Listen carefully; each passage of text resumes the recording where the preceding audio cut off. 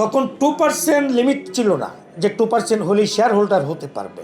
ইসলামী ব্যাংকটি যখন আগুনের শিখার মতো মানুষের আস্থার মধ্যে চলে গেল, সেখানে বেগম খালেদা জিয়া দেশমাতা, আমার অত্যন্ত শ্রদ্ধেয় নেত্রী, মহান আল্লাহ তাকে ব্যস্ত নসিব দান করুক।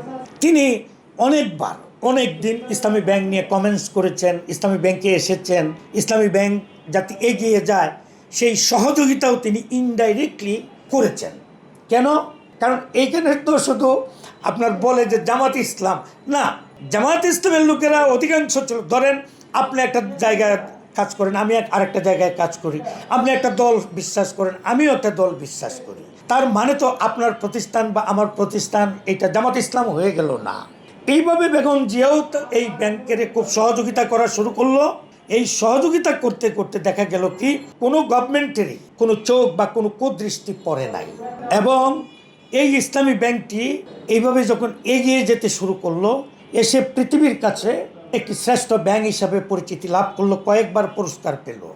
আরও মজার কথা, তখন 2% লিমিট ছিল না যে 2% হলেই শেয়ার হোল্ডার হতে পারবে।